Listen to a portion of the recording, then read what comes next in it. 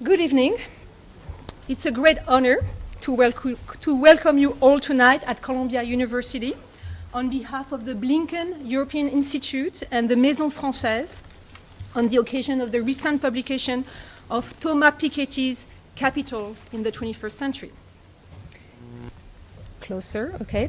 It might be superfluous to introduce Thomas, a director of studies at the École des Hautes Études en Sciences Sociales in Paris and the founder of the École d'Économie de Paris, or even the book, since so much has been said in the past few weeks about both.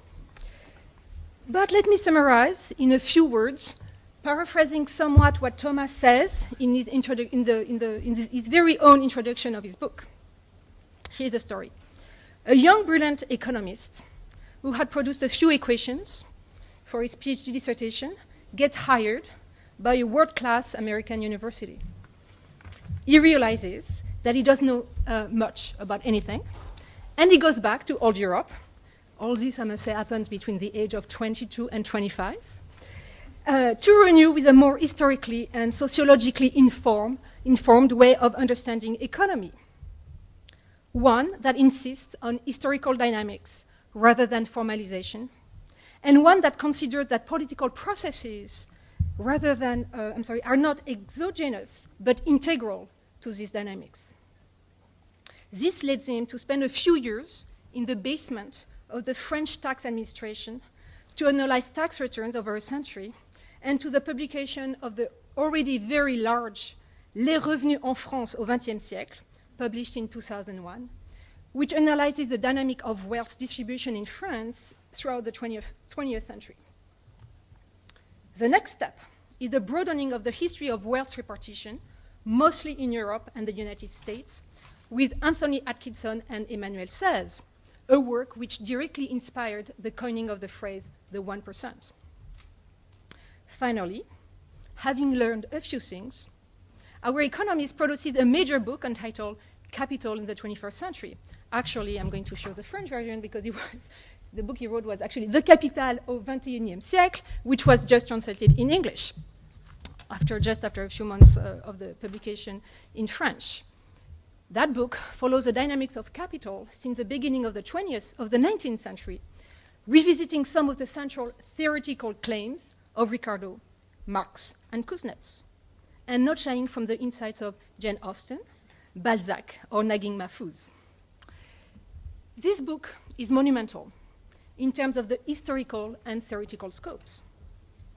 It does offer some very clear and strong theses about the forces of convergence and divergence that animate capitalism today. It does so based on a very robust historical demonstration, and finally it proposes a very clear and powerful political program to regulate contemporary capital. In the light of these three major themes, we have invited three panelists whose own work lies at the intersection of economy, history, and politics. After a presentation of about 20 minutes by Thomas Piketty of the main thesis of his book, each of our panelists will offer a few comments. First to speak will be Thomas Edsall, a professor of journalism at Columbia and a columnist for the New York Times, who comments regularly on major trends in American politics, and who is the author, most recently, of The Age of Austerity. Our second speaker will be Victoria de Gracia, Moore Collegiate Professor of History, who has written extensively about the political and social history of Europe, and whose latest book, Irresistible Empire, America's Advance Throughout 20th Century Europe, was published in 2005. Finally, our last speaker tonight will be Suresh Naidu, who did his PhD at Berkeley and studies political and economic history, and who has been teaching at Columbia at the School of International and Public Affairs since 2010. After the presentation and questions, Thomas will have about 10 to 15 minutes to answer them, and then finally we'll open the room for discussion with the room. Thank you so much.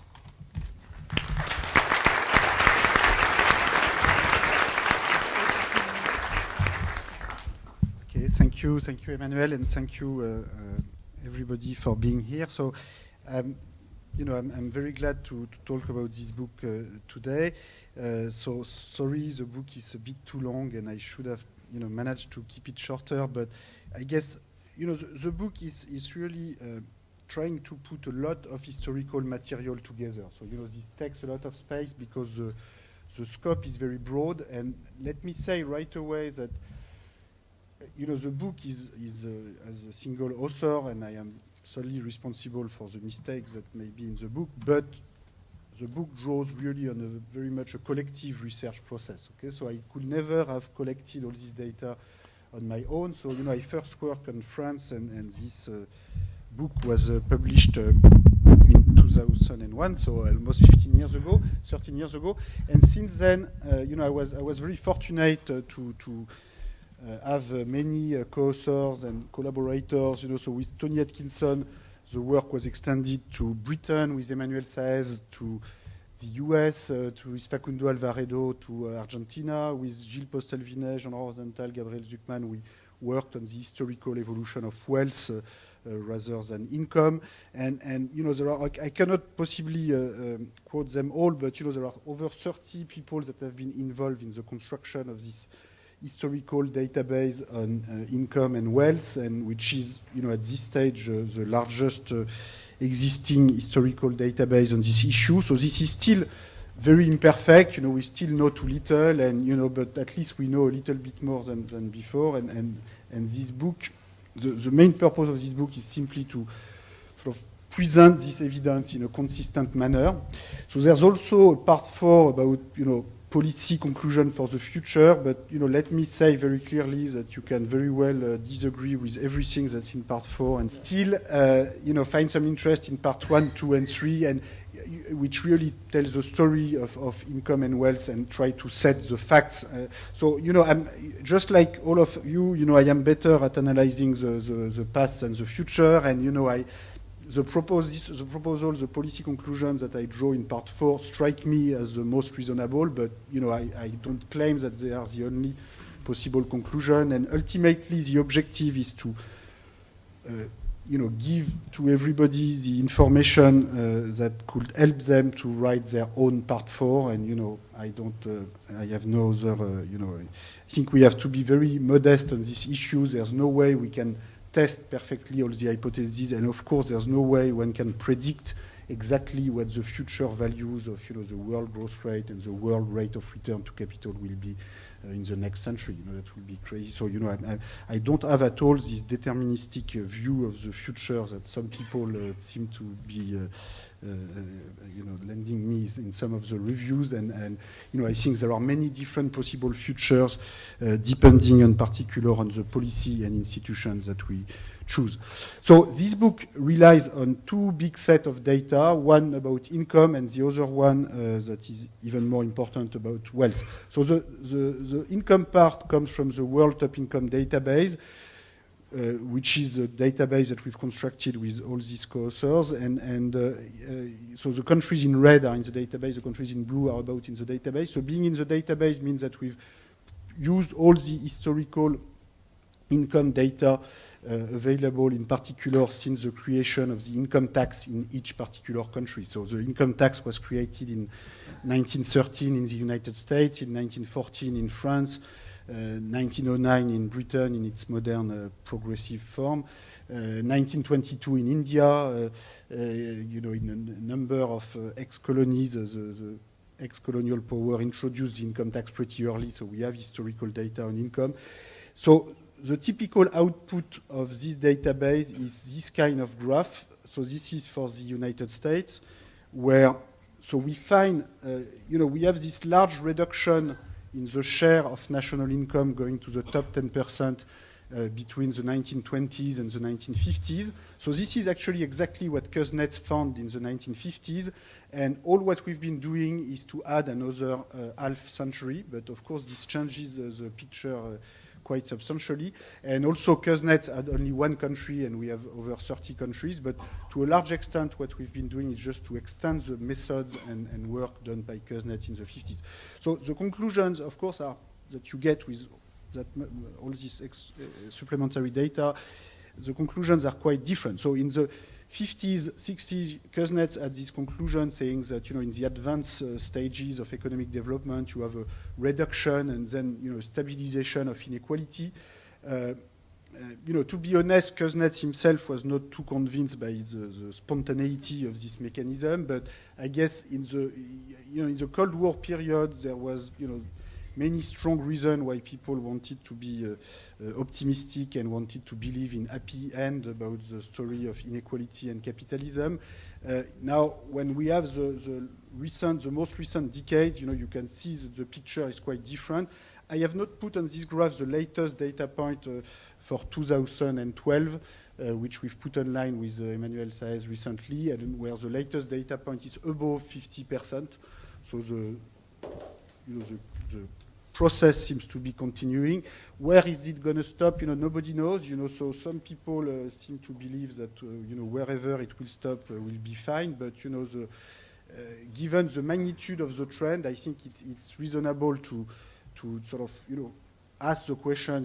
Is this really useful for growth? The growth performance of the U.S. economy over the recent period since 1980 has not been particularly good. So if you have 1.5% per capita GDP growth, and 2/3 or 3/4 of it goes to the top 10% and mostly to the top 1%, it's not clear that this is really a good deal for the rest of the population. So, that's an issue that I analyze in the book, and I try to analyze, the reason for this huge rise, particularly of top managerial compensation. Now, although this is included in the book, this is not the main part in the book. And the book tries to shift the attention from this evolution of top incomes to the evolution of wealth concentration per se. Because I believe both issues are important, and to some extent, the rise of top incomes feeds into the rise of top wealth. But the dynamics of wealth distribution and wealth accumulation follow also, additional logic and processes. And in particular, there's been a long-run recovery of the aggregate wealth-to-income ratio, which you're going to see, on this picture for European countries. So, it looks a little bit like the U-shape picture that we have here, except that it's a completely different process. And in fact, this happens mostly in Europe and Japan, whereas the previous one is mostly in the United States. So the previous one was about the share of total income going to the top 10% income holder. Now, this curve is not about inequality, strictly speaking. This is about the aggregate quantity of net private wealth to national income. It could be, you could have a lot of capital relative to income without inequality, if everybody has an equal share in the capital stock. So this does not necessarily imply a rise of inequality, and this is certainly not bad in itself, to have a lot of capital. After all, it's better to have a lot of capital than to have just a lot of debt. And right now people are very, worried about public debt and private debt. It's important to be aware of the fact that rich countries, and in particular European countries, are rich. Their governments are poor, which is a different matter. But the net private wealth has never been as large, for almost a century. And so, there's been a big decline of aggregate net private wealth following the world wars, and you have a strong recovery starting in the 1950s, and now we are, seem to be going back to the kind of very high wealth-to-income ratios that we had in European societies prior to World War I. So there are three main points that I would like to make in this presentation, and I'm going to try to go really fast. So first point is what I've just shown you, the return of a patrimonial or wealth-based society in Europe and Japan, where wealth-income ratios seem to be returning to very high levels in those low-growth societies. So what characterizes Europe and Japan is that, in terms of productivity growth, it's not very different from the US, but the population growth is a lot higher in the US. Okay? So in Japan or in many European countries, there's really no population growth anymore.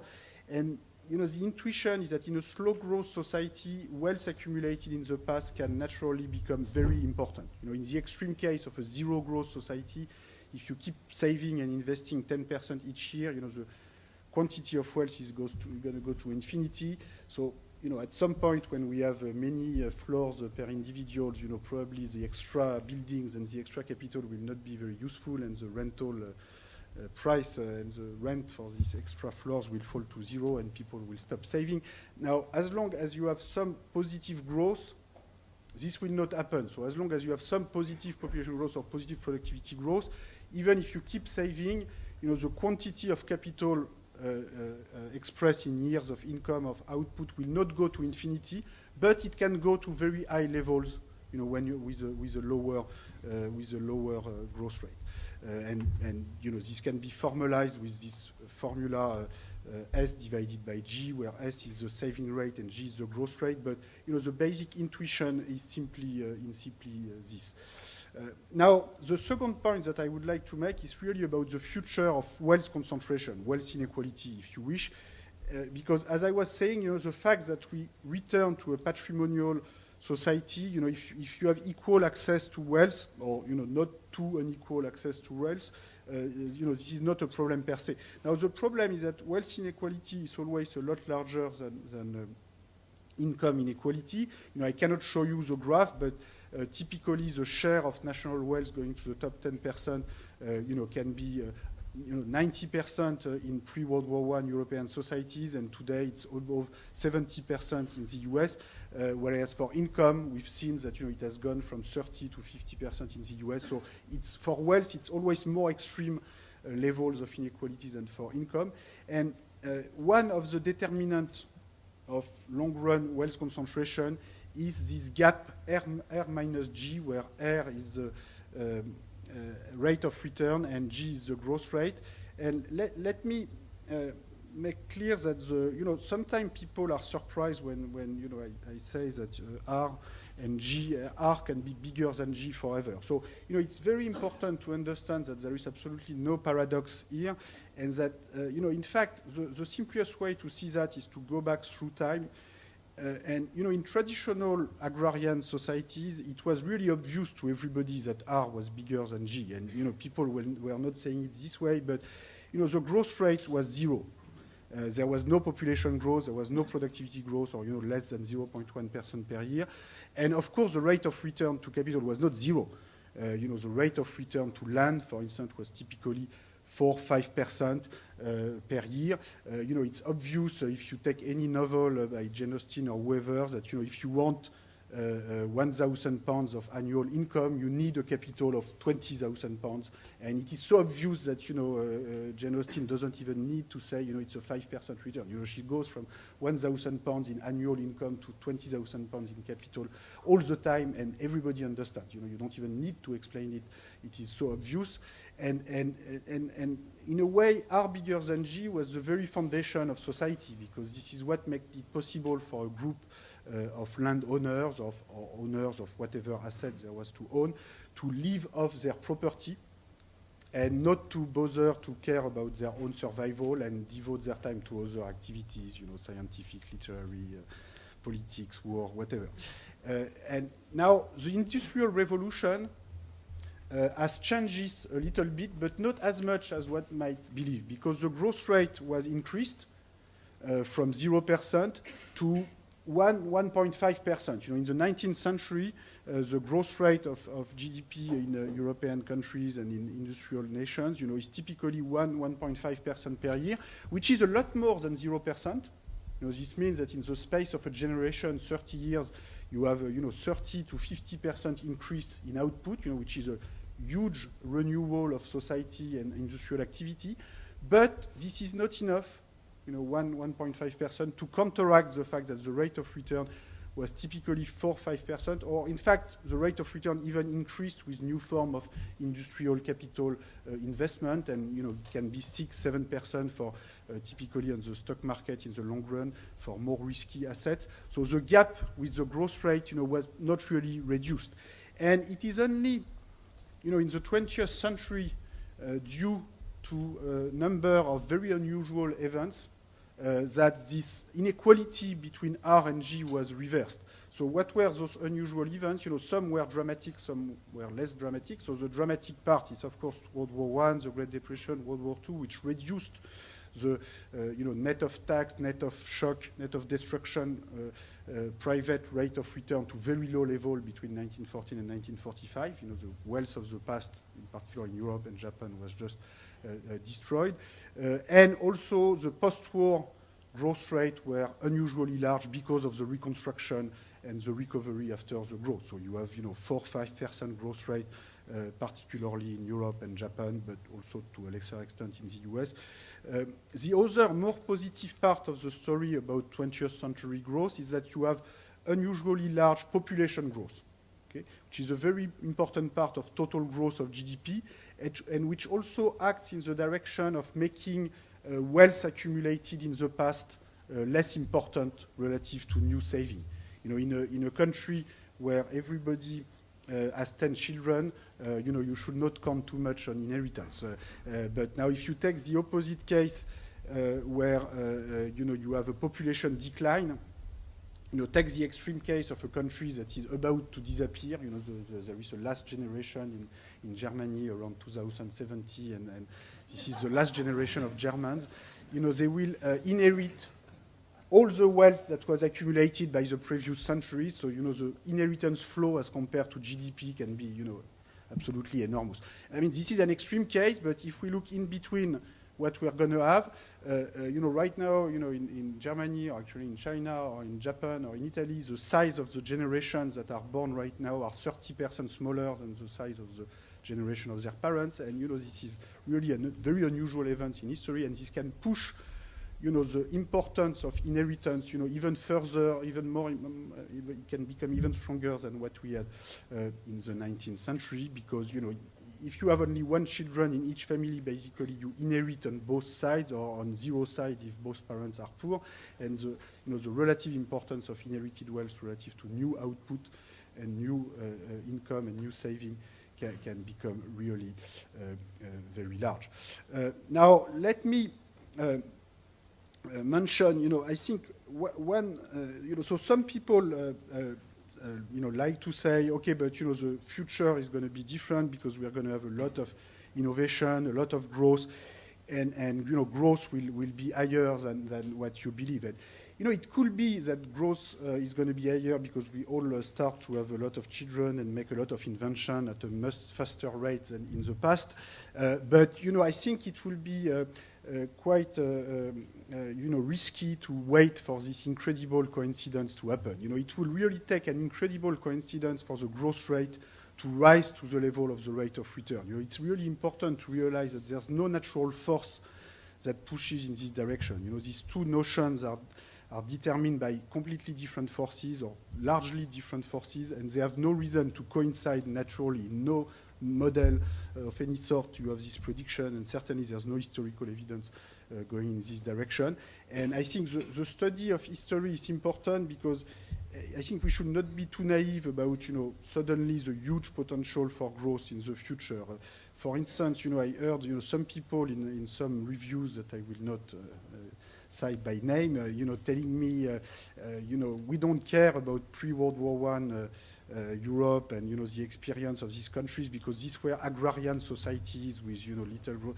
So, I think the study of actually the Belle Epoque period and, pre-World War I capitalism is actually quite interesting because this has nothing to do with, an agrarian society. 1900 is the time where, we invent the automobiles, the electricity, the radio, transatlantic steam, so this is less important than Facebook, of course, but, still these are important innovations. And in spite of all these very important innovations, the growth rate of productivity was 1.5% per year, which is already very fast, at the level of a generation, but which was not enough to counteract this strong, concentration of wealth coming from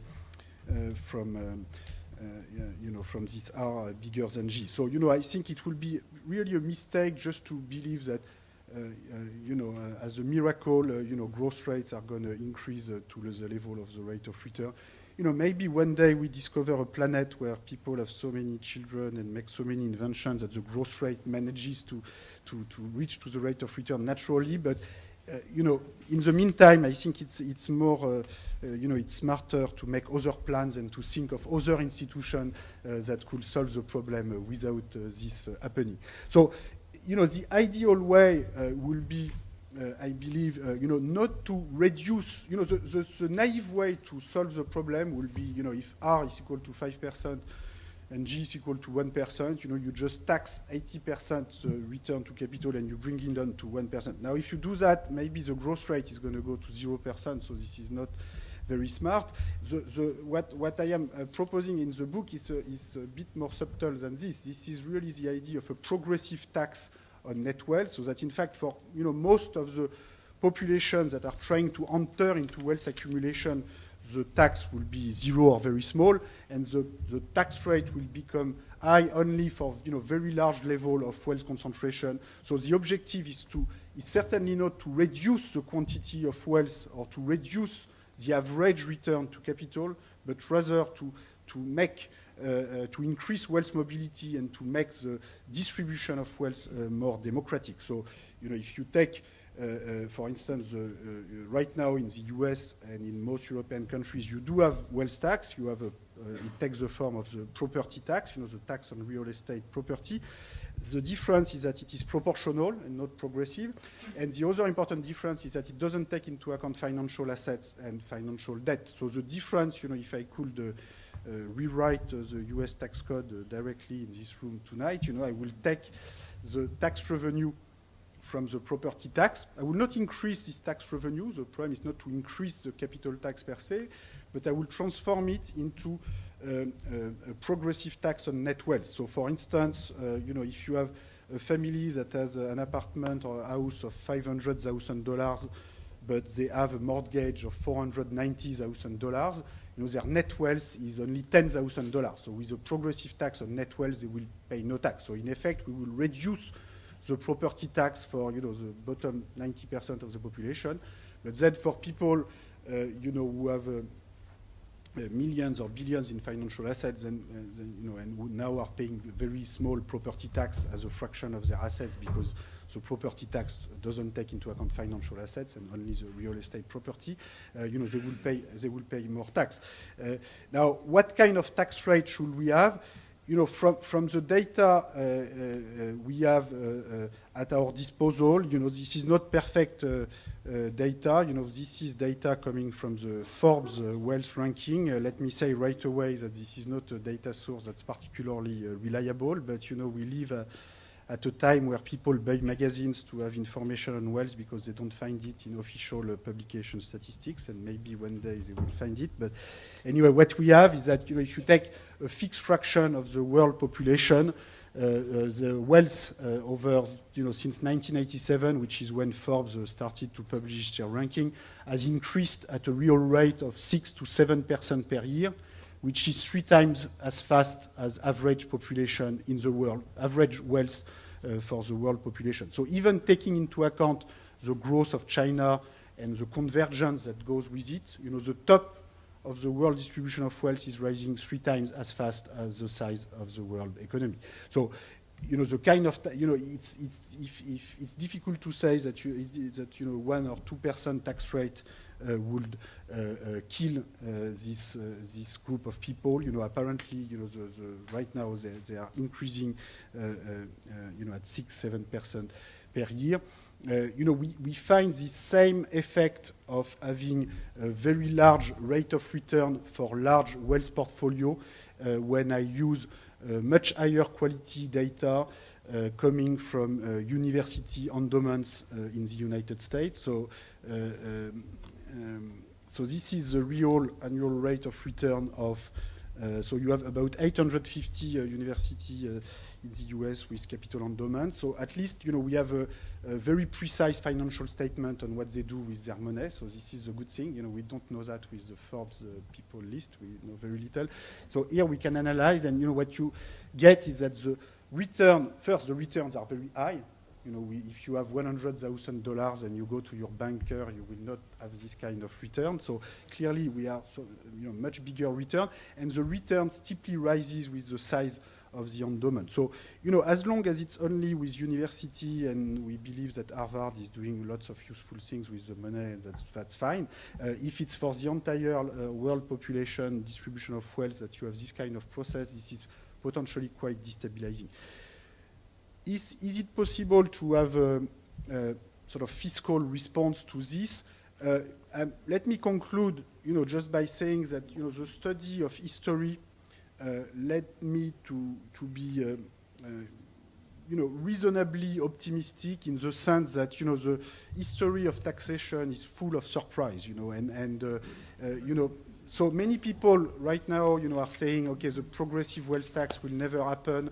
But, many people in 1900, 1910 were saying that the progressive income tax will never happen. And, in particular in this country, in the United States, many people in 1900, 1910 were pointing out quite rightly that the constitution of this country made it impossible for an income tax at the federal level. And, then there was an amendment, and in the end, the United States became the country that invented steeply progressive taxation of income, partly because the country did not want to resemble to class-ridden Europe in terms of inequality. And at that time, this can seem sort of strange today, but you have this, Irving Fisher, president of the American Economic Association, making his big speech in 1919 and explaining, my fellow American economists, the biggest threat to the American economy is that the distribution of wealth is getting as unequal as in Europe. And, this is an undemocratic distribution of wealth that threatens our ideal and the working of our economy and the wealth mobility that we need. So, the political process in this country did respond at that time, and, it could respond in the future. This is the same with the tax rate on inheritance, with the top tax rate on top inheritance were also invented, in the US, in the UK. It is true that in France and Germany, the destructions due to the war did a lot of the redistribution without the tax system, so I guess that's part of the explanation. But I think it's deeper than that. It's also that there was an attachment to equality in the US and to try to avoid the kind of extreme concentration of wealth that characterized old Europe prior to World War I. That was very strong then. Just for the anecdote, it's interesting to see that the only time where Germany has a 90% top tax rate is in 1946, 1948, which is when the tax policy of Germany is set by the Americans and by the Allied Control Council. And, this is the same for the inheritance tax, and this is the same in Japan. The only time in Japan where you have a 90% top tax rate is in 1946, 1948. And, this was not to punish the Germans or the Japanese, because the US were doing the same at home. So this was just part of the civilization package that the Americans were bringing. Together with the democratic institutions, you need fiscal institutions that prevent democracy to become a plutocracy. And that was a very strong, US belief that we must limit extreme inequality. Inequality is fine as long as it is reasonable and in the common interest. When it becomes extreme, this threatens our democratic institutions. So, things can change faster than we can, what we sometimes think, and I'm not terribly impressed by those who know exactly what can or cannot happen in the coming decades. So, thanks a lot. Let me say first that it is a true honor to participate in this panel.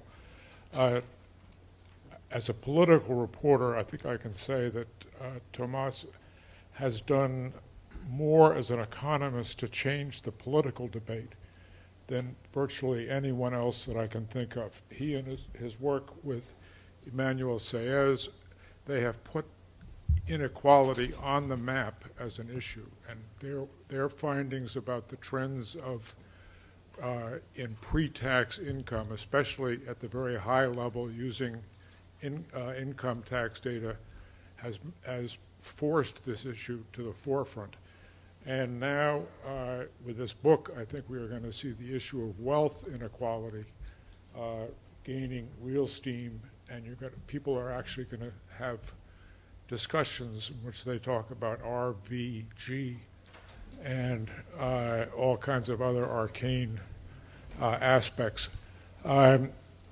as a cynic, I would say, looking at this, the smartest investment strategy, looking at the size of this crowd and apparently the crowds that he has been drawing all over the East Coast, is you should invest in graduate schools of economics.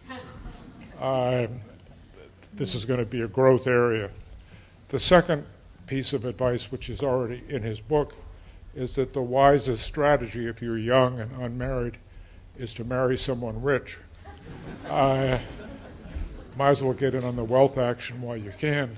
And the only downside on that is that the saying, if you marry for money, you pay for it the rest of your life. So at any rate, that's your choice. I have a series of basically questions as opposed to commentary. I'm not an economist, so I wouldn't pretend to be sophisticated in this. One is that you say you're an optimist at the end, and you're optimistic about the possibility of real change. But there is a quality of inevitability in this ratio of the return on capital and the much lower level of the rate of growth of the GNP. And it is the only solution at least regional tax, and at better yet a global tax on wealth. Is that the only way to cut that off?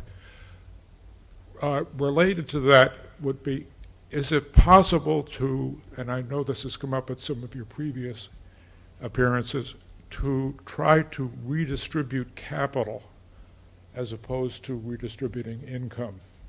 That developing some mechanisms for finding ways to increase stockholder investments on the part of employees. There's been talk of getting a birth wealth grant, in a sense. Is that an alternative way? Do those kind of tactics work?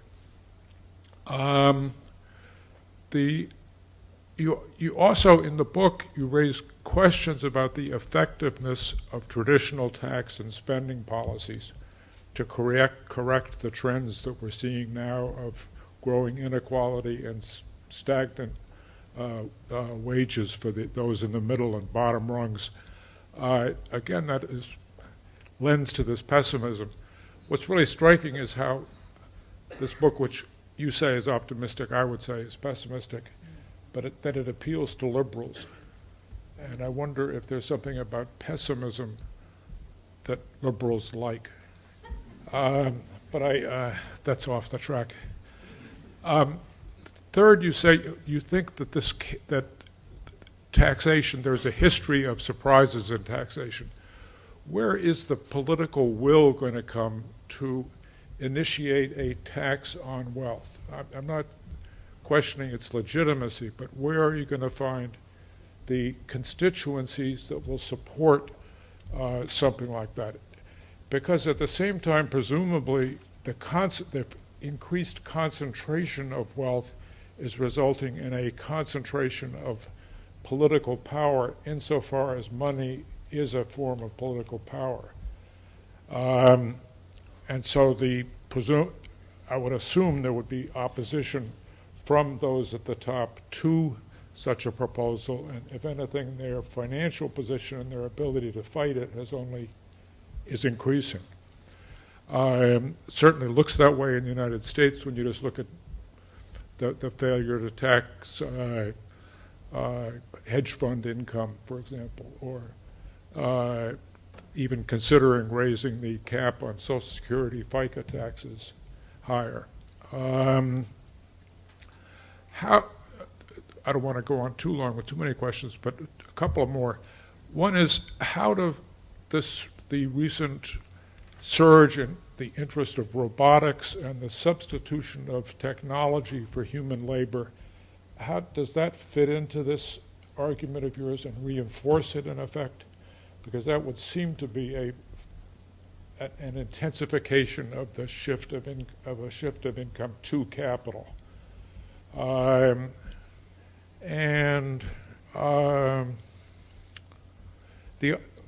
Two other things. One is, what about human capital?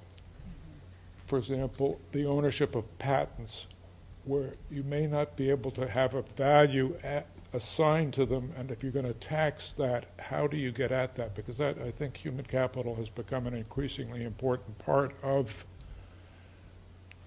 capital, per se, or a partnership in a law firm or a business, where it may be harder to, unlike what you were describing in the book, where you can get bank balances and you can get a high degree of transparency on physical or cash assets. It's harder to, in terms of these less transparent forms of capital.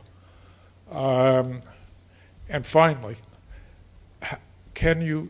is there a danger that if you tax capital, the owners of capital will find ways to pass those taxes on to consumers? That presumably they own capital that in many respects produces goods for sale. Can they, in a way, just impose that burden on the same people you're trying to help out? And I'll leave it there.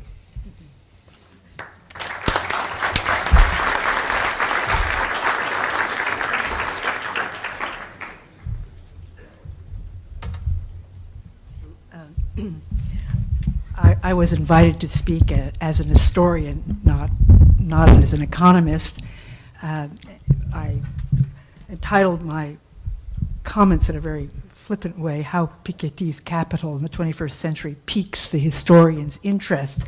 Historians, as you know, are very interested in change over time and in scrutinizing the sources for their validity for the purpose for which they're intended, and then very, very interested in causes and consequences. And in all of that, those, if you want, categories, Thomas' work is remarkable. In the first sense, it's extraordinarily cordial in its opening, its welcome to his historians. Not just is he interested in a very long period, far longer than historians normally take on, unless they're French historians. But he's also worked enormously, as he demonstrated, with an équipe, which was exactly what was called for, to develop this database, which he could have just left there and had students work with, but then arduously also put together in a book, which in some ways is rebarbative in its organization, at least for an historian, because he's working around its categories, but which is also very, very readable and very aware of the reader.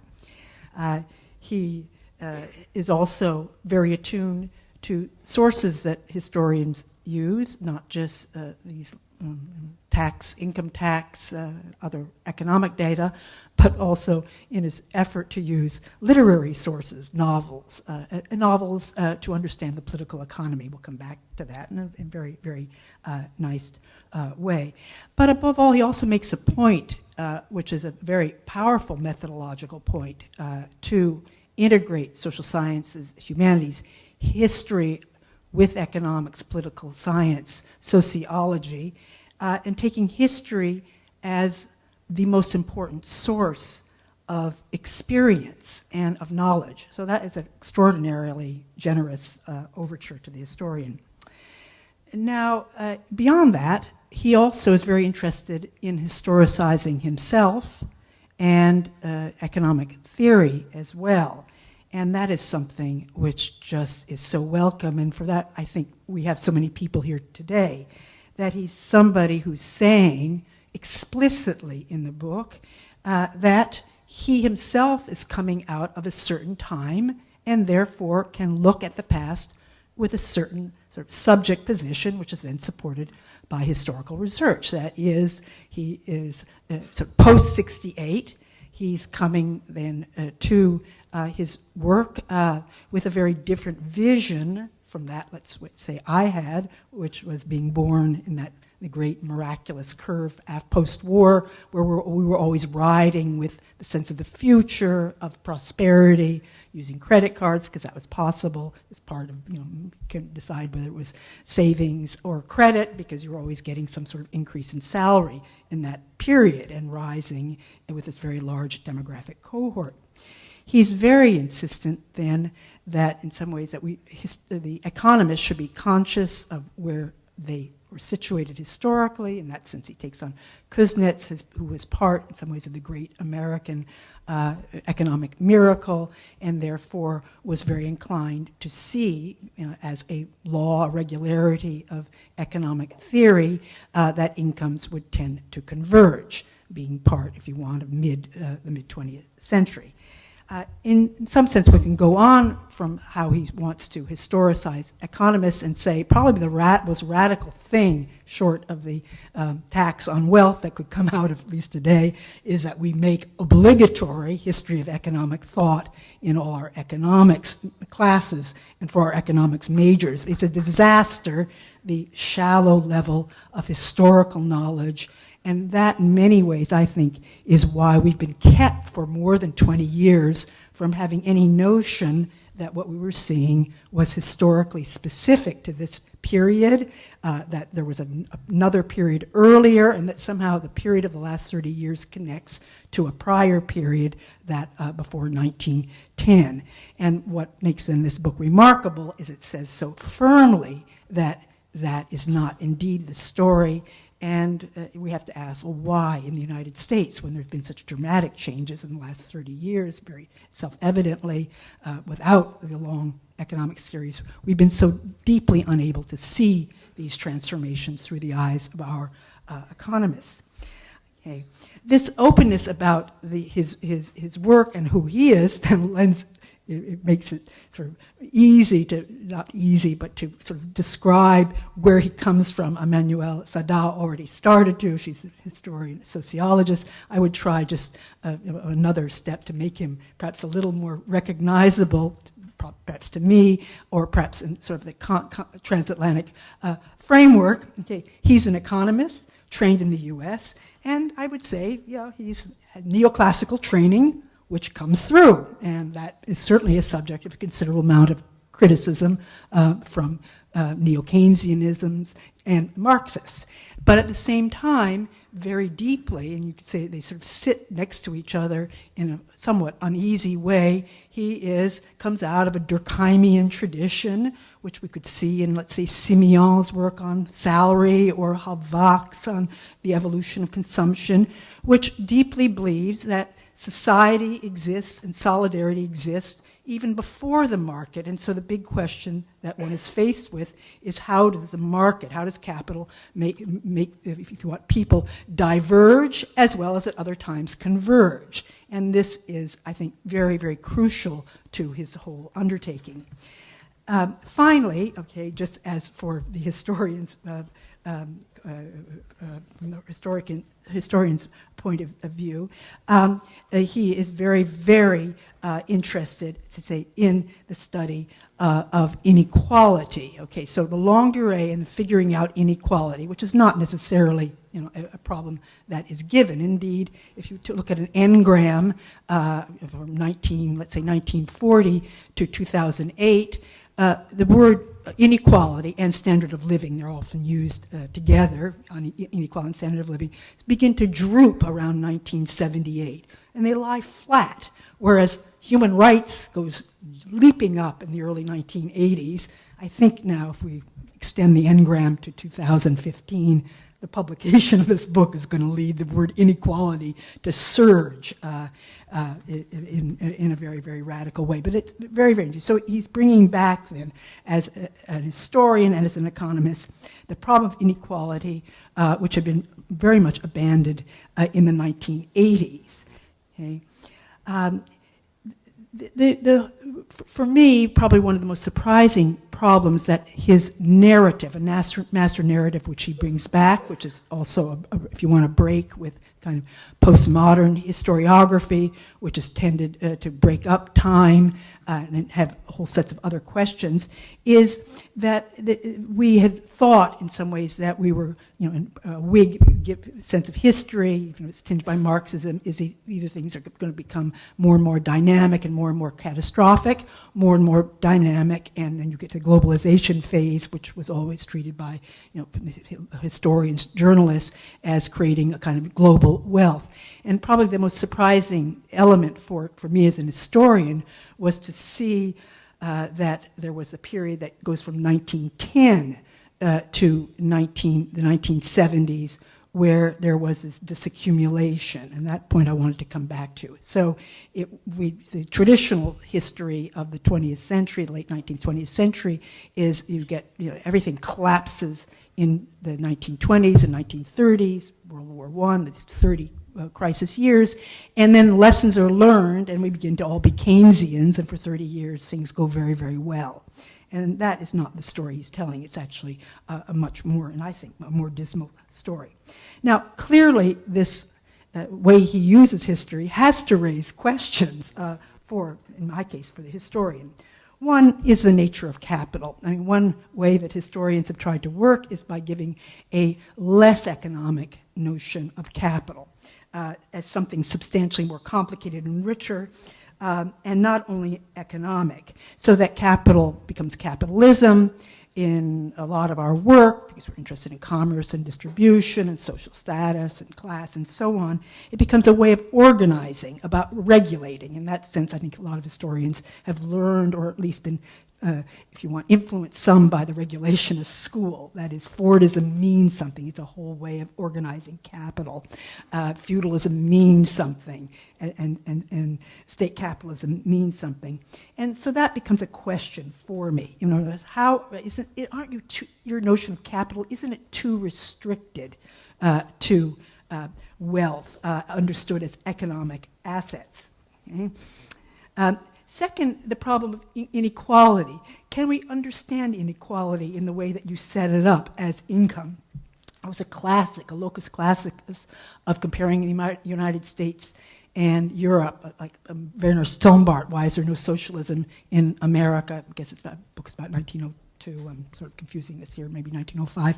In any case, he's saying that actually that inequality is far greater in the United States economically, but all these workers, they think they're as good as anybody else. And in their dress, they consort managers and workers. This is some of his imagination. And then he makes a point, well, there's no feudalism, and traces it back to that. So I'm wondering exactly how economic wealth translates into other problems, that is, the problems that of perceptions of inequality that would lead people then to support a tax on wealth.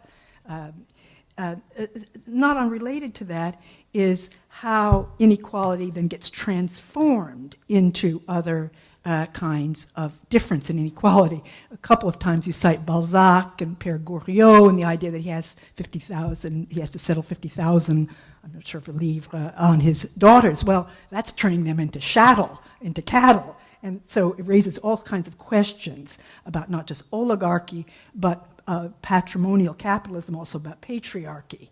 And I think that's actually something you might, I'm sure, consider. I have questions about that period, which is both so horrible and then so glorious, that is 1915 to 1970, how we put it together when one seems to be the negation of a kind of normal capitalism in its taken to its most imperialistic, rapacious forms, plunder, and the other is the most glorious moment where there seems to be a welfare state redistributing. And finally, I guess I have questions about the milieu in which these experiments, which are basically transatlantic, are taking place. That is, a milieu with enormous social invention over the previous century, trade unions, all kinds of mechanisms of cooperative social solidarity, the Soviet Union, if you want, as an experimentation against oligarchic wealth. And how you connect that, how you place that form. And last but not least, about this progressive global tax on wealth. That sounds so, I'm going to say it's French in some ways. That is that kind of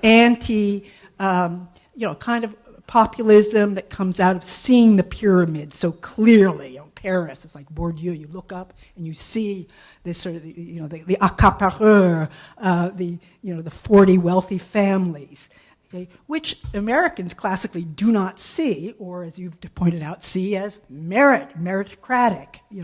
If you're an athlete or if you're Steve Jobs, there's a kind of folk hero quality to them, which is ideological, as well as I think you're suggesting is also driven about some notions of allocating income. So why a wealth tax, which could only just get people very furious? Why not other kinds of human agency, minimum wage? That would make people more democratic, more combative. Why not estate taxes to prevent dynasties? Why not promote unions or solidarities of all sorts, cooperatives? Why not tax corporate profits and personal capital gains, including dividends? Okay. Why not set up big banking cooperatives? That was an idea that Saint-Simon and others had. It seems like it would be a good substitute for the current banks. Changing patent law. So in some sense, I'm suggesting perhaps that there's some limits in your solutions may be suggesting some of the limits in the way the problem of inequality is posed as wealth, as a certain kind of capital. All this is to say, all these questions are provoked by this generous, incredibly erudite, difficult work. And it, first and foremost, it made me want to go back and start rereading all the classics, setting up study groups like we had in the 60s, and try to imagine how, if I were writing 2050, what this work represents in terms of your total corpus of undertakings. Thank you.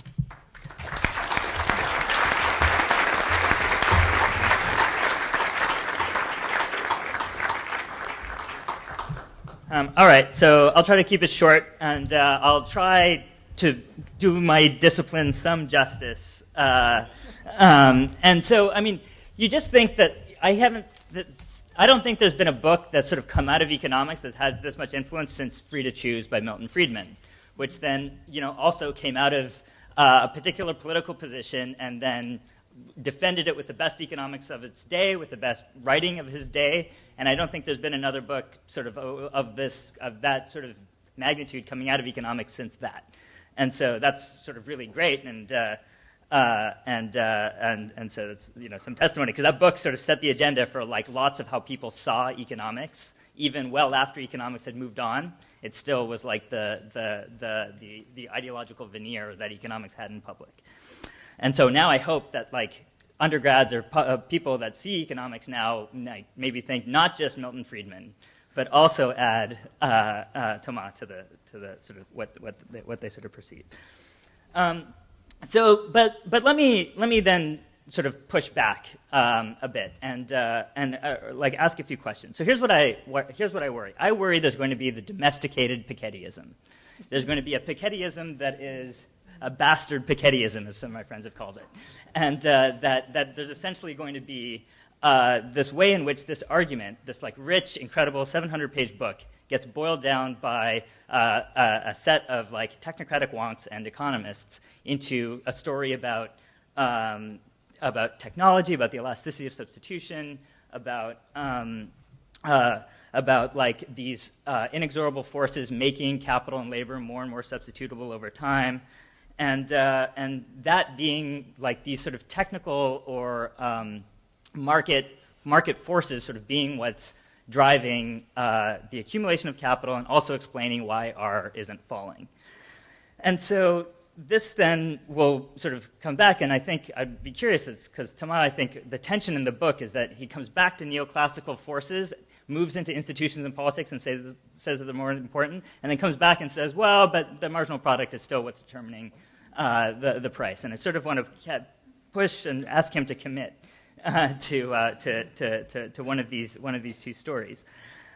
So for example, And because I think the marginal product story is what economists are going to take away from it and are what they're going to work for. And I want to see if there's a way to instead use this book as a way to sort of change how economists think about what determines the prices of capital and in sort of our canonical models for how we do it. Because let me give you another story from another side of economics, right? From like a Keynesian point of view. So for Keynes, right, there's this moment that like the rate of return on capital is set not so much by supply and demand, but it's actually a project of social norms and expectations about demand and sort of a set of just priors that people have that aren't coming out of like predicting. They're choosing how much to buy of something, making some sort of very wild guess about what they think it's going to pay off in the future. And so, there's a quote from Keynes I wrote down that the most stable and least easily shifted element in our contemporary economy has been and may prove to be in the future the minimum rate of interest acceptable to the generality of wealth owners. And then he footnotes John Bull, the figurative Englishman, can stand many, many things, but 2% he cannot stand. And so that this idea that there's in fact like a social norm anchoring the rate of return on capital. And economists, we're now very comfortable with the idea that social norms set wages, but we're still working to the idea that social norms can actually set the rate of return on capital. And I sort of would like then, once you then take the rate of return on capital out of the purely market-determined thing and then put it into the realm where it has to be determined by institutions, by bargaining, then that is, that makes other parts of actually the book more, integrates them more. So for example, there's really great footnotes and sections on corporate governance and like the gap between market and book values of capital. So what's going on here, and one of the really sort of great interpretations in the book, is that there's two kinds of ownership, right? There's the cash flow rights to an asset, and then there's the control rights to an asset. And that one of the reasons that in Germany, you have that the actual market value of stuff is much less than the book value of the underlying assets, and that's because it's a stakeholder model of corporate governance, where you have lots of people that are not just the shareholders having substantial rights over how that firm is run.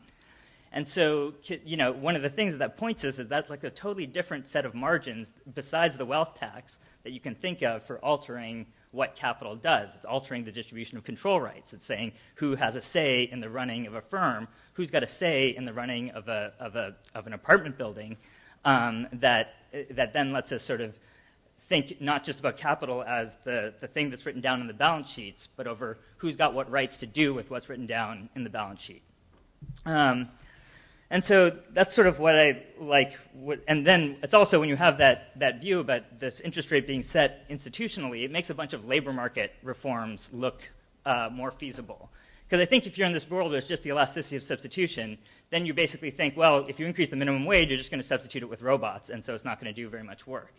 But if you instead have this world that like the rate of return is determined by a much more sticky institutional process, it gives you a scope for raising wages that isn't just going to translate into lower employment. So that's sort of one set of things that I would like to take a stand on. It's interesting because this is a debate that's been happening in labor economics for 15 years. Is it institutions or technology that's been determining whether or not the gap between college-educated workers and non-college-educated workers has been growing? And so I'd just like to take that into the realm of capital. Okay, so let me then switch to like the economic historian part of this very quickly and just say, so why do we care that the data goes before World War II? I mean, why isn't it enough to just document that it's increased over the last 35 years? And I think the book sort of shows this, is that one of the reasons we do economic history, those few precious of us that do it, is that we feel like, when you study these things in the past, you get a sense of the library of options that's available to you, and just how diverse like capitalisms can look. And so and then it gives you then ideas for looking at other things. So for example, the analogies about how the marriage market works in the late 19th century tells us something. Wow, is that how the marriage market's going to work when wealth inequality goes up now? So that's I think it's really great. It's that you learn stuff by when you run the data set back, you sort of then can sort of see what are other things about that time period that look like the time period where the data looks like that, look like that again, and so but then what that also tells us is that what does the late 19th century look like in terms of its institutions, and it looks like in the North and in the South, it looks like an incredible period of conflict, actually, that like the U.S. military is deployed more times on U.S. soil in the late 19th century to break strikes than ever in the period of time. The South is sort of run by, essentially it's essentially an apartheid state. And so that is sort of what the costs of inequality look like, is just open warfare.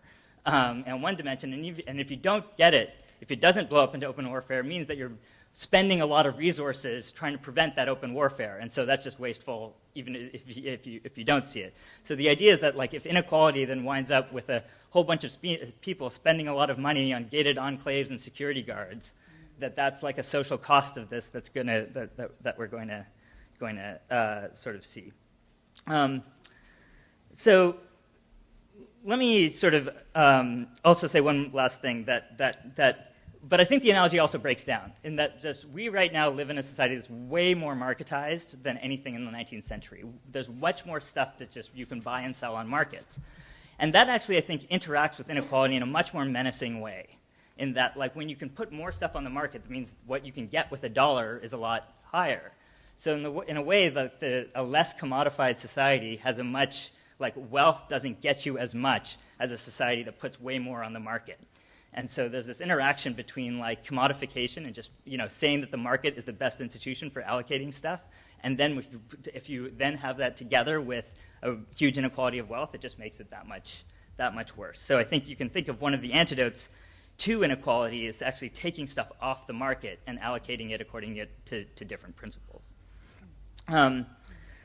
Okay, so I was going to say something about political constituencies, and actually offer that like immigration is partly maybe our one great hope for both the economic reasons of raising the growth rate, that like for someone that studies development also, that when you think of the library of options for getting poor people out of their circumstances, opening the border is sort of one of the best things you can do. And then I think in terms of raising the demographic growth rate, raising the overall growth rate in the core countries, that's certainly something that's kept the U.S. equal historically. But then I also want to suggest that politically, these are the people that might actually be that the young, restless people of the developing world are sort of where the political energy for redistribution at the world level is going to come from. And that I think this was the case in the 19th century, was that basically a lot of political movements in the U.S. Were born out of immigration, and so I think that sort of that there's not just an economic sort of payout reason to sort of think about expanding immigration as a totally equally politically infeasible margin, just like a global wealth tax. But is another sort of way to sort of counter some of these problems, at least in the short run.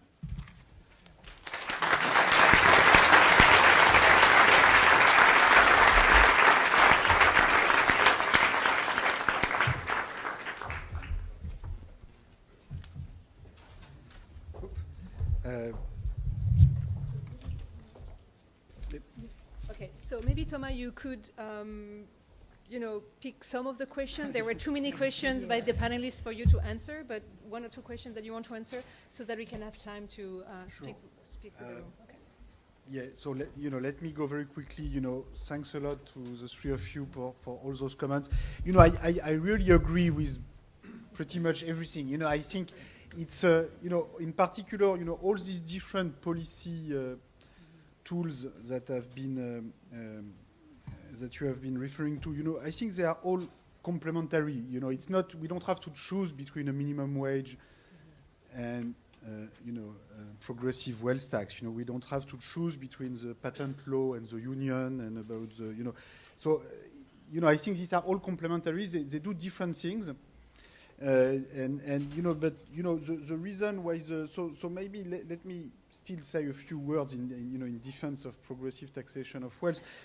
First on the political questions that Tom asked. What will be the what will be the constituencies that will be interested in that?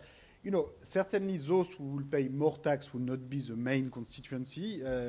But I think the bottom 50% in the US owns 2% of national wealth.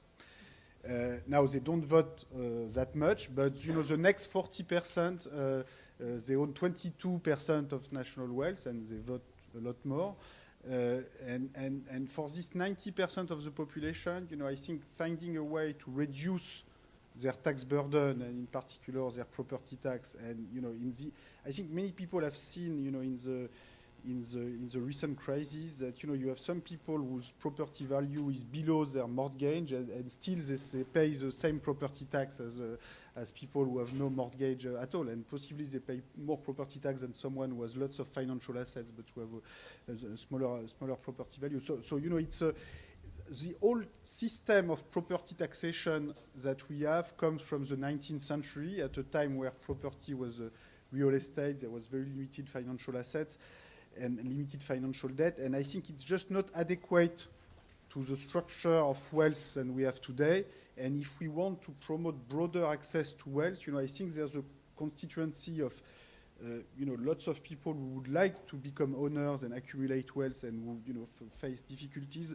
So I think the right way to defend this politically will be to stress all the people that will pay less tax and that will be able to access wealth, rather than simply those who pay more. So of course those who pay more will scream and say that this is too much, but if they are rising 3 times as fast as the size of the economy, you cannot pretend too much that you are about to die or disappear. But now the birth wealth grant. These are interesting ideas. That will be like a negative wealth tax for people who have zero wealth. So this is making the wealth tax even more progressive in a way. I mean, but it's a slightly different approach. But again, this is complementary, and I am very open about that. I'm not. It's not that as if I know exactly the kind of approach to making wealth more equal and making increasing wealth mobility certainly can be done with a large variety of options. Yes, sure. Let me pick 1 or 2 issues. Migration can raise the growth rate. Yes, no, I mean, this has been the way for America to raise its growth rate. And, you could have, the entire planet could move to America. And, I think this is what US universities would like to do with academics, But now the problem is that if we all move to America, then we will have the same problem of R bigger than G to solve in America. So, this is not, or unless we all have more children when we are in America. But, it's at the end of the day, migration, it's very important, but that's not solving in the long run our R bigger than G problem. But this is buying time, and in America, buying time can give you a lot of time. So this is very important. I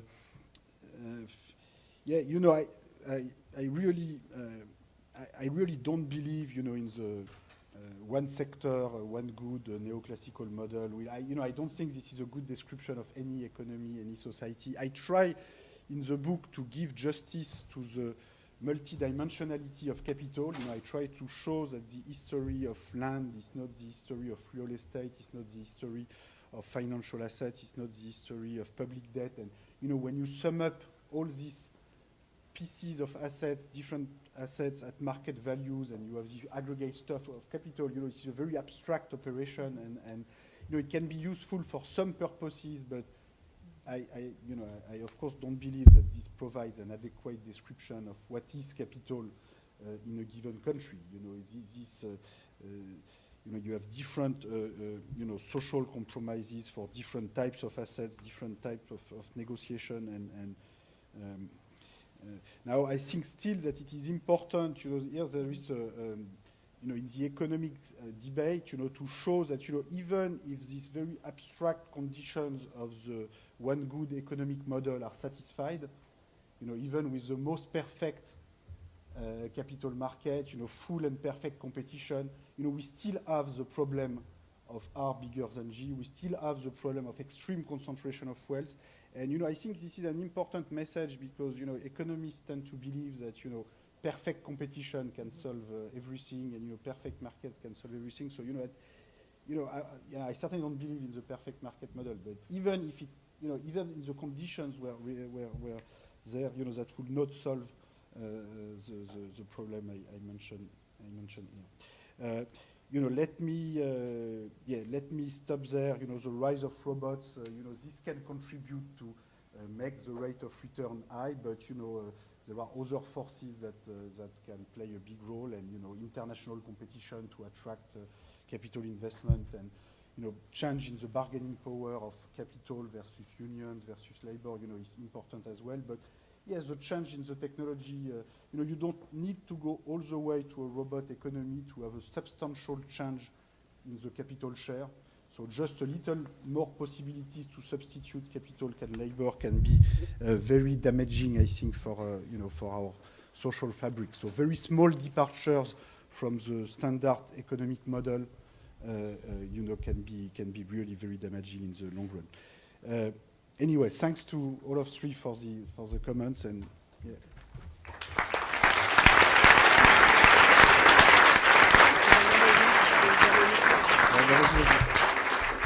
So actually, so now we have time for questions. You're all here for that, I'm sure. Or almost all of you are here for that. We have a mic here, and the best way to, I don't want to have to field the question. The best way would be to, go to the mic and ask questions directly to Thomas, who can maybe either stand up here and speak in the mic.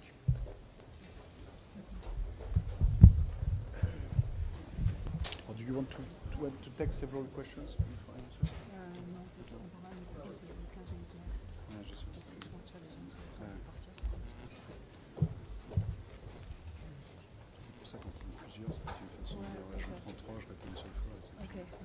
So actually, for the sake of saving a little time, maybe we're going to take 3 questions at a time, and then Thomas will answer 3 questions at a time. That might make things a little faster. Thanks. So about globalization, Thomas, it seems to be pushing down wages at the same time as it's increasing the profitability of capital. What about globalization? Is it contributing to this inequality? Hi. So as you may have been reading, Larry Summers and others who worry about the so-called secular stagnation have been, in fact, worried that R is really low, and that the long-run view of R is that it's going to be depressed, and this is why the recovery has been so slow. And I was wondering whether you've thought much about how your work on R being greater than G and R being rather elevated, whether it speaks at all to this debate that to this argument that Larry Summers and others have made about secular stagnation. Thomas, I'm curious what you might advise President to do for the remainder of this term.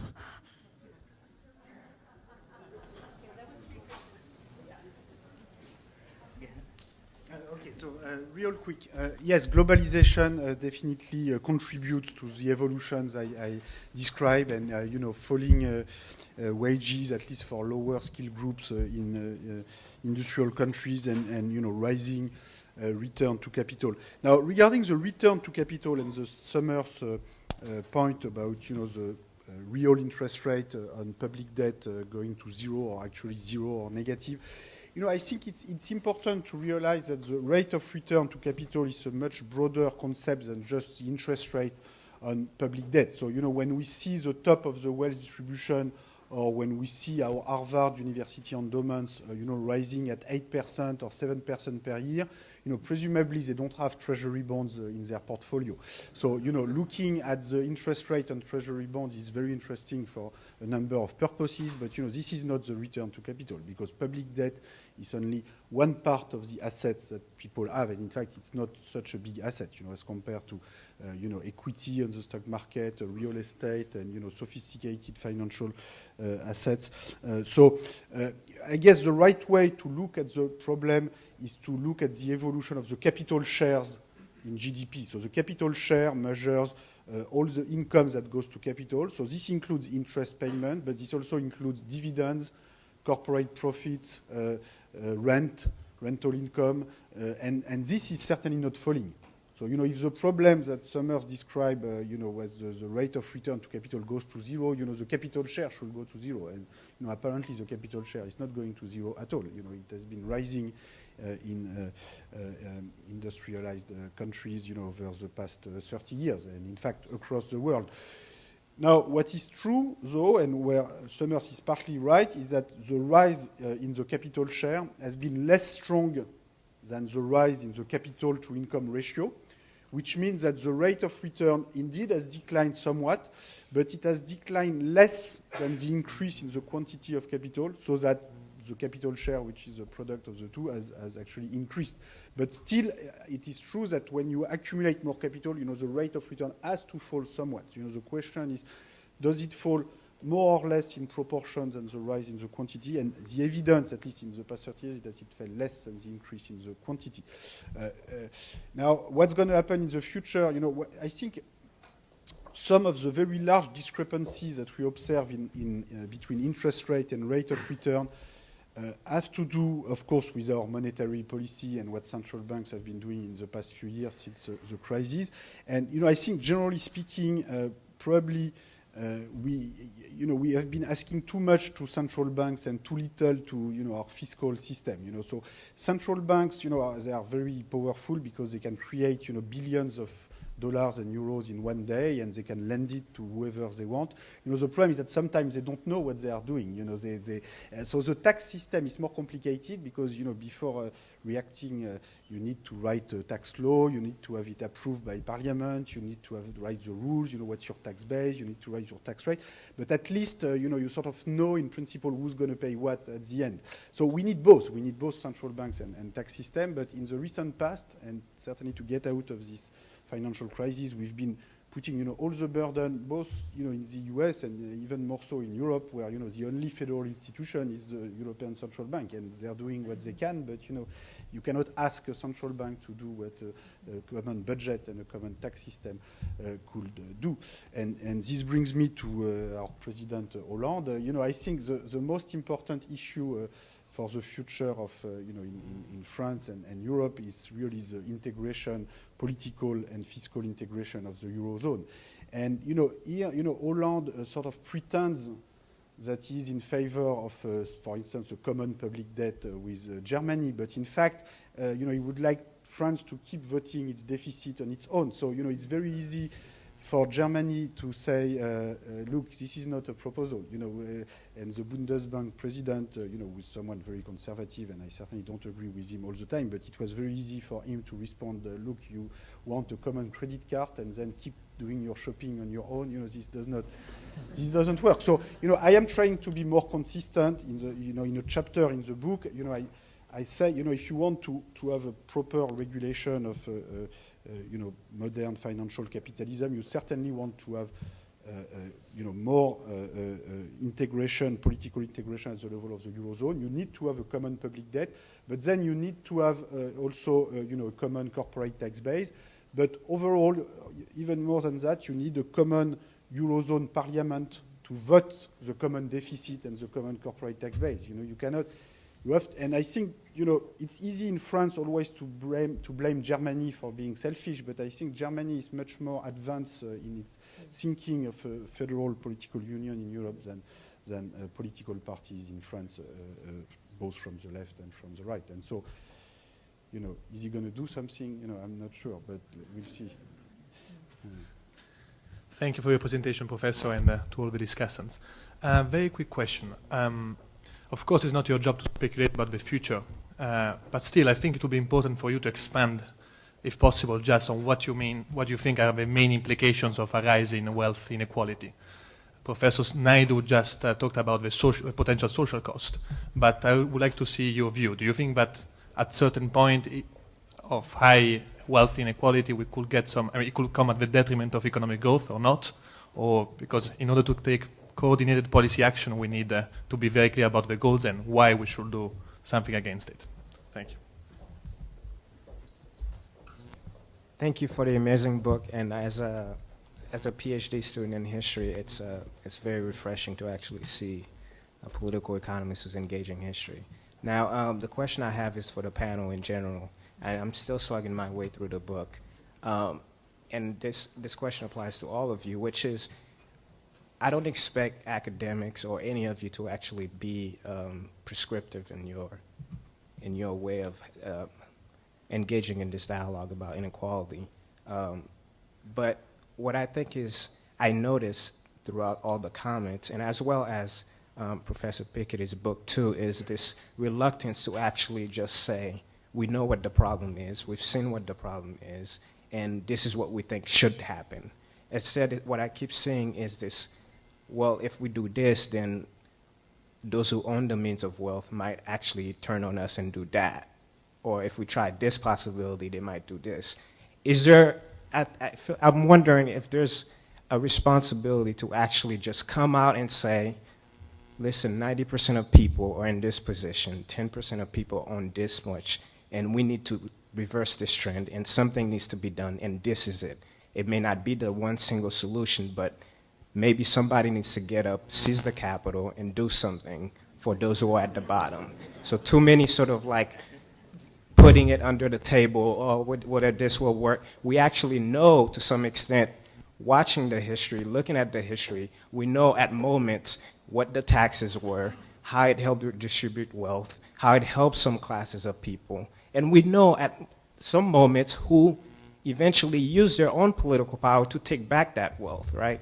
I'm thinking of Mellon being the secretary, at one point, before the Great Depression. So my question is, can we, if you're going to propose an 80% solution in terms of taxing wealth, can we just say,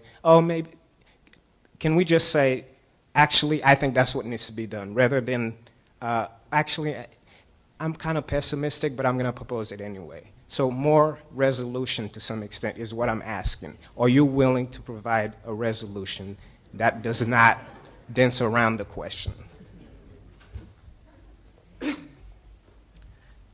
My question touches on the first question that was asked, and as well as something that Suresh Naidu said earlier, which was about the relationship of inequality to conflict, to social instability, which we saw so much of in the 19th century. I've been out of school for a while, so it'll be difficult for me to footnote this statement. But I remember reading in a development economics class that the conflict as a result of inequality is much more likely when income and wealth inequality are correlated or are correlated with horizontal inequalities, between inequalities that already exist among social groups and inequalities that exist between ascribed identities.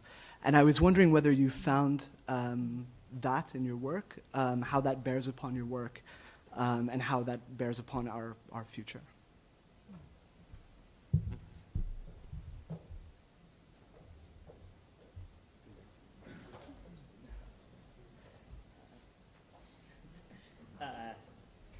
Okay, so just on the two questions, I'm not saying that there's going to be conflict. I'm thinking, but if we don't have conflict, it's going to be because we're spending a ton of resources avoiding it. Mm-hmm. And those resources could be ideological. It could be hiring a bunch of economists to say that this is all good. We'll be spending it'll be a social cost. And on the sort of last point about race and group inequalities, I think it's actually, I didn't say this, but I actually think there's an interesting case around reparations sort of dovetailing with the global wealth tax. That, that in some ways reparations are a way to undo historical injustice by, which have perpetuated partly through the accumulation of wealth. And so that a way to, I don't know, obviously the reparations debate has been had in the US for a long time, but it keeps coming up with slavery in the Caribbean, and it keeps coming up in the US, and that this might be the language that we need to push forward something on on a wealth tax, because that's kind of, one of the ways you could fund this kind of political demand.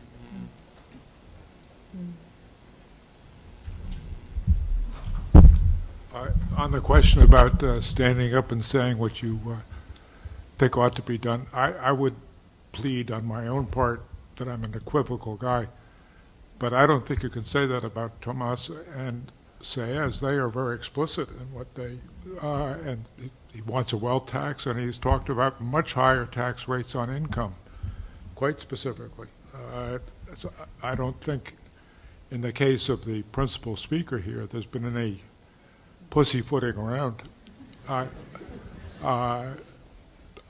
pussyfoot around, but that's different.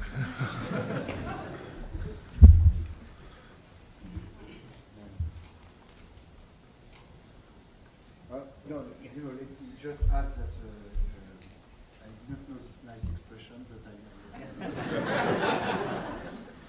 like it. It's yeah. No, I think I try to take stand. Or this is not working. Well, I guess I'm just very quickly. I try to take stand. In particular in part 4 of this book, and generally in my writing. In fact, I'm probably taking position much more than I am much more uncertain, to tell you the truth, about just as every one of us, about what exactly should be done. And I I understand all the the arguments and counter arguments for each or such policy. So I guess I'm trying to take position, but usually I get mostly comments saying that I take too much position. So I don't know how much further I should go. Yes, The last question. No, the last question. The last question, about conflict and inequality, I think I like your answer a lot. I think you have conflict, even when you don't see it, and sometimes even when you don't see it, yes, you spend a lot of resources, whether it's a persuasion apparatus or repression apparatus, both are very consuming in terms of resources. So I like your answer a lot.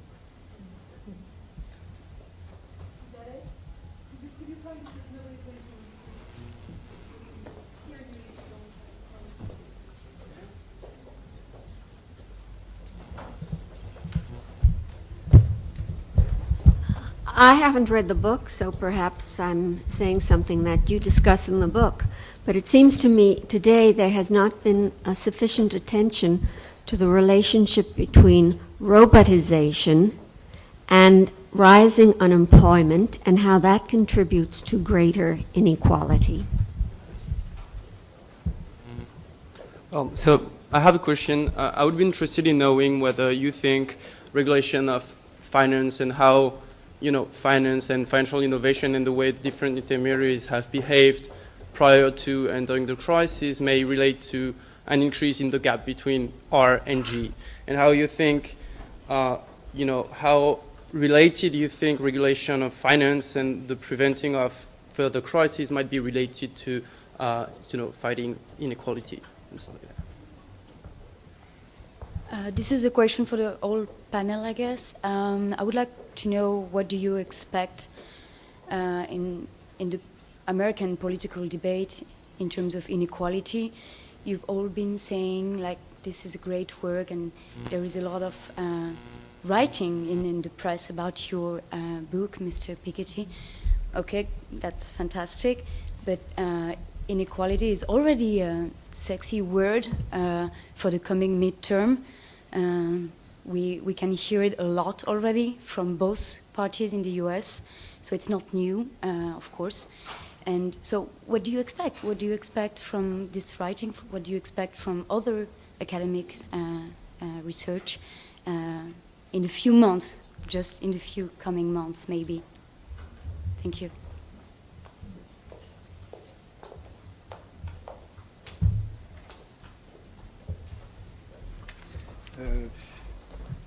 Okay, so rising robotization definitely can, raise inequality, both because it reduces the potential wage of low-skilled and middle-skilled workers, and also because it raises the return to capital potentially, or at least it prevents the return from capital to fall as much as it should otherwise when you accumulate more capital.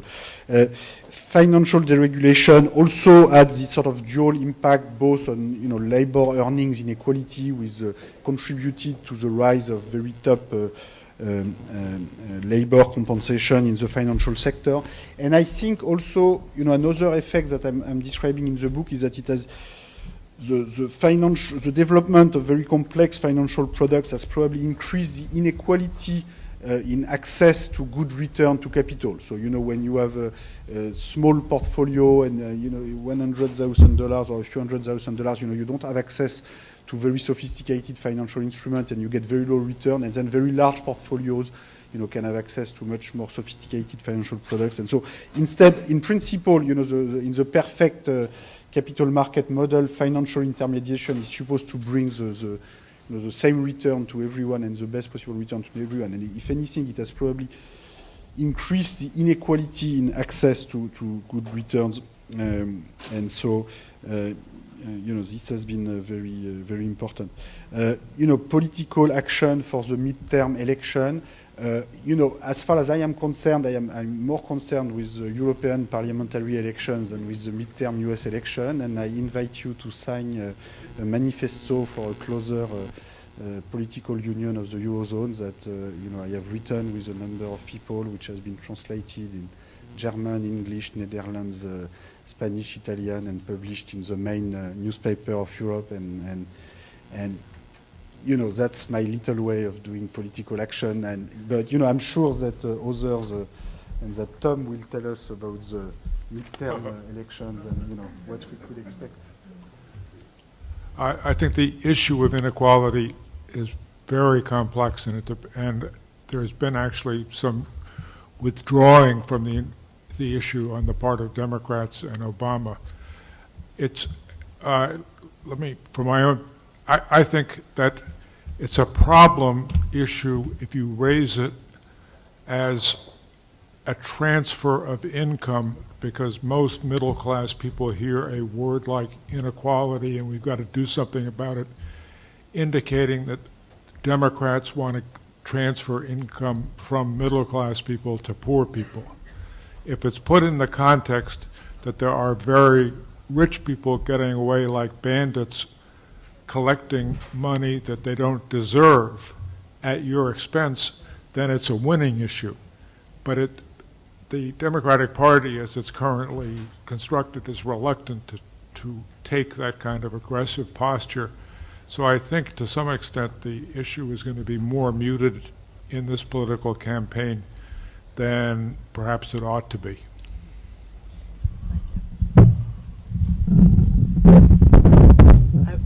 One of the leitmotifs of the book, recurrent also in the presentation, was the role of the university, the elite university, as a kind of condenser of inequalities. And I think we've done very little at Columbia to pull together our thinking about inequalities.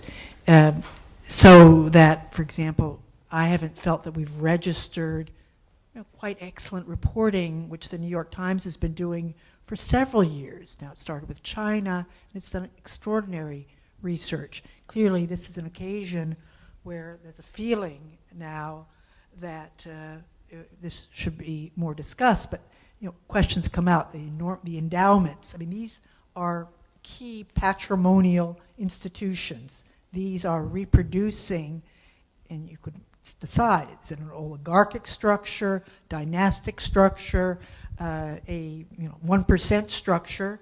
Every day practically some element of the picture comes out, and yet oddly we don't discuss it.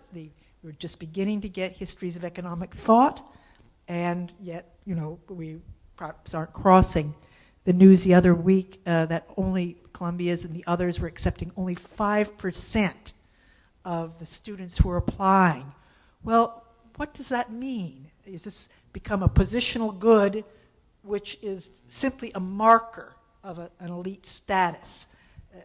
It means something that it goes to 5% at the same time as the returns on the endowment goes up to 8 or 9%. That Colombia just finished a campaign where it received $6.1 billion, extraordinary, which helps restore some of the endowment. Well, how? Why? Is that coming from abroad?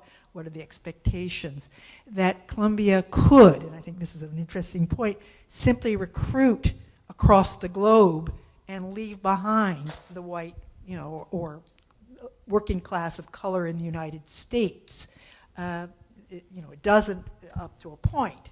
Once it's 20%, just it needs 20% athletes and X and Y and Z. There's still a place for the reproduction.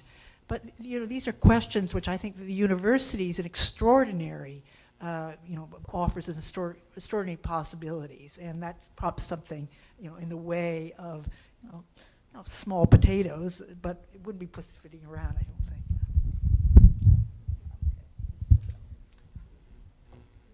So maybe we can have one last question. The two last questions.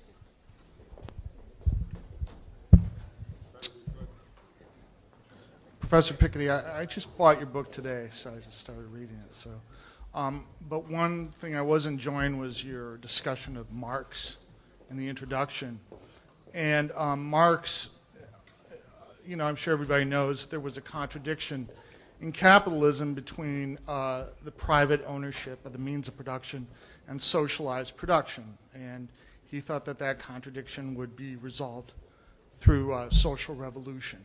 But what I was going to suggest and ask you for your reaction is maybe there's a more pernicious contradiction in capitalism that Marx missed that addresses the G that you talk about in R minus G, which is if you think of Bernoulli's log utility curve, the people who live on the far right of the log utility curve are the people, for whatever reason, have the resources to engage in entrepreneurial activity.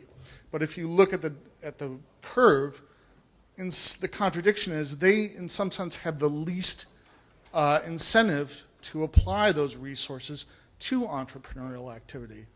And just to give like a stupid illustration of this, we have in the United States a silly TV show called Shark Tank.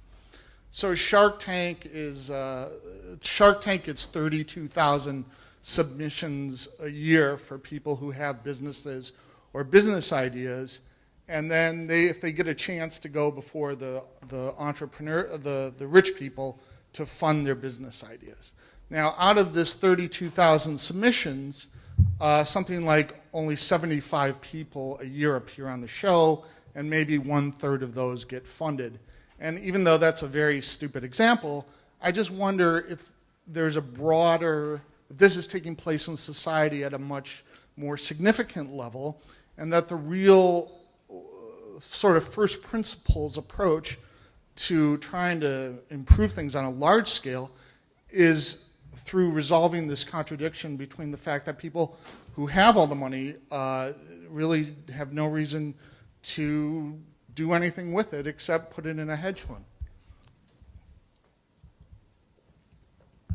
Hi, I have a question about what might be called as the reality of capital.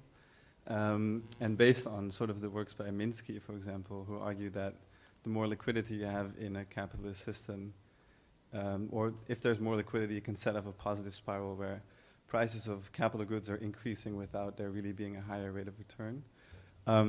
And I was wondering if, there's some people who argue that the last 30 years, the financial sector has made everything more liquid, from mortgages to other types of assets, and that liquidity in turn is creating these higher prices, which is then in turn giving the Wall Street bankers higher incomes. But we could wonder how real it is. You could even make the case that we're living in a 30-year expansionary bubble, which we keep reinflating, and every time it pops, we reinflate it again. And I was wondering what your view on that is, and if that maybe skews the G or the R that we talk about. Because there is this sense that maybe the real rate of return to capital is decreasing because companies like Coca-Cola hardly own any factories anymore. They're 80% branding and, in some sense, maybe air. So I'm wondering what your thoughts are. I think it is decreasing, and I think some of the large variations that we have in rates of return have to do with the financial system sort of making this happen. Now, let me just mention that it is actually 3 a.m. for me in the morning in Paris, and that I think we should stop this fantastic discussion if it's okay with you.